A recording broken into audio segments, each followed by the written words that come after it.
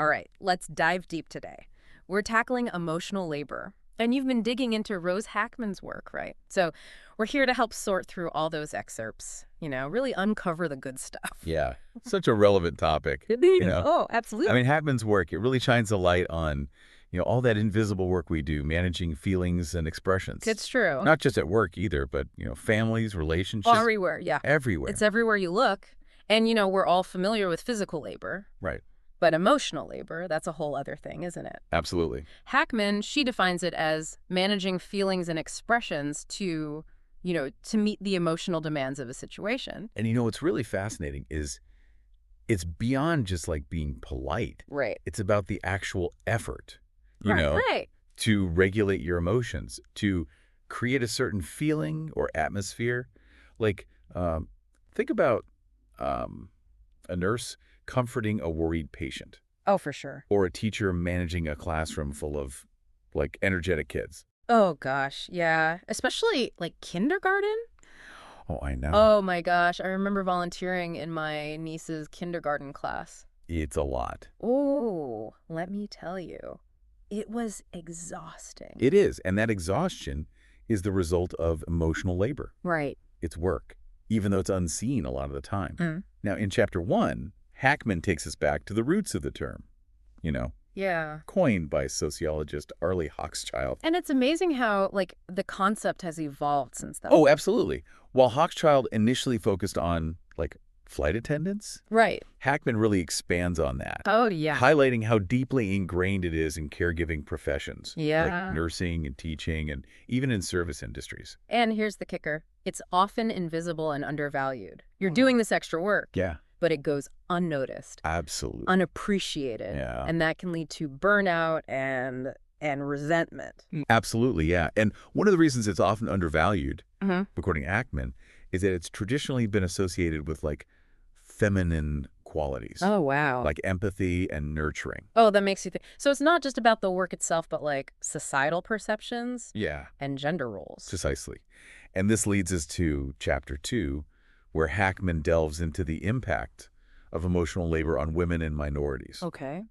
The research shows that women spend, significantly more time on unpaid emotional tasks than men. It's almost like an invisible second shift Exactly. on top of everything else they're already doing. Exactly. And for minorities, it's a double whammy. Yeah. Not only are they often expected to perform emotional labor at work, but they also have to navigate racial dynamics, Right. which adds another layer of complexity. The stories in this chapter are so powerful. Oh, they are. Like Anna, the Latina nurse, talking about going above and beyond Yeah. for her patients, and then Jamie, the Black woman, in a corporate setting, constantly having to like adjust her tone Right. and expressions to avoid negative perceptions. They're really powerful stories and bring to light the very real burden that, societal norms and stereotypes Yeah, place on women and minorities for sure. when it comes to emotional labor. It really makes you question how much of this we've all internalized without even realizing it. Mm-hmm. It's like we're all playing these roles that have been like ingrained in us from a young age. Absolutely. Hackman argues that challenging these stereotypes and creating a more equitable distribution of emotional labor is essential. And it's not just about individual effort. Right. It's about changing the systems that perpetuate these inequalities. So how do we even begin to like address this? It feels like such a big complex issue. Well, Hackman argues that acknowledging the problem is a crucial first step. Okay. And then we need to start valuing emotional labor Right. in all spheres of life, Yeah. starting with the workplace. And that's where chapter 3 comes in. Yes. Right. Yes. It's all about valuing emotional labor at work. So what does that look like in practice? Well, think about it this way. We acknowledge and reward physical and cognitive labor. Mm. Right. Right. So why not emotional labor? That's a great point. It's just as valuable, if not, more so. It's about shifting that mindset, recognizing that emotional labor is real work Yes, that deserves to be acknowledged and compensated. exactly. And there are tangible ways to do this. Okay.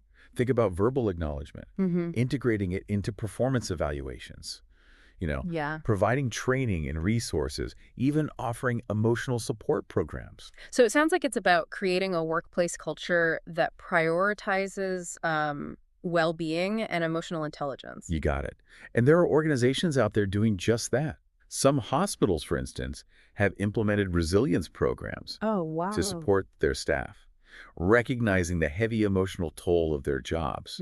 I've also heard of tech companies incorporating like mindfulness and well-being programs Yeah. to combat burnout, Yes. which is a huge problem in that industry. These are great examples. They prove that change is possible. Yeah. And it starts with recognizing the value of emotional labor Yeah. and creating supportive environments. So while we all work towards those larger societal shifts, what can we as individuals do within our own workplaces to start like advocating for this change? You know, that's a question I think about a lot, and Hackman offers some great advice. First, start by having open conversations Yeah. with colleagues about emotional labor. Share your experiences, raise awareness, and advocate for policies that promote well-being. So it's about starting small, Yeah. sparking those conversations, Yeah. and building momentum for change within our own spheres of influence. Exactly. Remember, even small actions can contribute to a bigger shift in how we view and value emotional labor. That's a good point. Mm-hmm. You know, it's so interesting how like we're taught to value hard work and dedication, Right. but emotional labor often just gets overlooked. Yeah. Like it's expected, especially from women. You're hitting on a crucial point there, and Chapter 4 actually takes this conversation from the workplace into our homes and relationships. Oh, yeah. And it gets really personal. Yeah, for sure. When you think about it, who usually remembers the birthdays, schedules the appointments, Right. plans, the family get-togethers? It's usually, yeah. It's those invisible tasks that just Yeah. often fall on one person's shoulders, creating that sense of imbalance Hackman talks about. Yeah, and she revisits Hochschild's idea of the second shift for women. Right. And, you know, it's not just about coming home from work to do chores. Right. It's about taking on that emotional weight of keeping a household running smoothly. And, oh, let's be honest, it can be exhausting. Absolutely. And so often it's just expected, Right. not acknowledged or appreciated. So how do we tackle this imbalance? That's the question, right? Hackman emphasizes open communication. Okay. It all starts with naming those tasks that often go unseen. Oh, for sure. Shining a light on those often thankless jobs. Yeah. And having like an honest conversation about how to share the load more fairly. You know, Hackman even suggests some practical strategies Oh, okay. for couples, like alternating weeks for kids' activities Okay. or using a shared calendar. Right. Even scheduling, like regular check-in meetings, can really help. It sounds like it's not just about like dividing tasks, but creating like a system that works for everyone. Exactly. And balanced emotional labor isn't just about fairness. Right. You know, it can lead to more trust, more respect, and a deeper connection in any relationship. That makes sense. A healthy relationship should feel like a partnership, Yeah. not a one-sided emotional burden. Exactly. But what about managing our own emotional labor? Chapter 5 is full of strategies for that, right? It is. And, you know, sometimes it's easy to feel overwhelmed Oh, for sure. by everything we've been talking about. Yeah. But Chapter 5 reminds us that self-care is crucial. Self-care is so important. Yes. It's not selfish. It's about replenishing your emotional reserves Mm. so you can show up for yourself and others. I love that way of putting it. Yeah. Whether it's mindfulness or exercise, Right. spending time in nature, pursuing hobbies, Right. prioritizing self-care is key to managing emotional labor. And sometimes self-care also means setting boundaries, right? Yes. It's okay to say no Yes, absolutely. to requests that drain your energy Yeah. or add to your emotional load. Setting boundaries is a powerful act of self-respect. Yeah, It's about protecting your emotional well-being. for sure. And Hackman actually provides some great tips on how to communicate those boundaries effectively. It's about being assertive and having those open and honest conversations, both at work and in our personal lives. You got it. And this actually brings us to a crucial point. It's not just about individual effort. Yeah, We need societal change too, and that's where Chapter 6 comes in. right. Hackman broadens the conversation to those like larger social and cultural shifts that need to happen for emotional labor to be truly valued. Think about policies like paid family leave and caregiver credits. Yeah. They provide essential support, but they also send a strong message that society values caregiving work. It's about recognizing that caregiving, whether it's for children or elders or anyone who needs support, is like crucial Yeah, to a healthy society. absolutely. And, movements like Time's Up and hashtag Me Too have played a crucial role Oh, yeah. in highlighting the unequal distribution of emotional labor, Yeah, especially for women. for sure. They've brought these issues to the forefront, Yeah. demanding systemic change and accountability. It's amazing how much progress has been made, but there's still a lot of work to do. You're so right. We need to challenge those, ingrained stereotypes and portrayals Hmm. that perpetuate the undervaluing of emotional labor. Right. Education and media representation have huge roles to play here. It's about creating a culture that celebrates the full spectrum of human contributions, Mhm. including the often invisible emotional labor that holds everything together. And that brings us to you, the listener. Oh, okay. What actions can you take? What resonates with you from all this? What changes can you make in your own life? Yeah. What actions can you take in your communities to advocate for a more equitable future? Because ultimately, this is about creating a world where we can all thrive, not just survive. It's about recognizing and valuing the emotional labor that goes into, every aspect of our lives, Yes. from our families and workplaces to our Yeah. communities and the world at large. You've hit the nail on the head. Okay. Now, Chapter 7 brings it all together, reviewing the key themes and insights from the book. Okay. Hackman reminds us that emotional labor is essential, but often unseen. Right. We need to acknowledge and fairly distribute this work in all areas of life. Mm-hmm. It's a call to action for all of us to be more aware, Right. more conscious, and more proactive in creating a world where emotional labor is genuinely valued. Mm-hmm.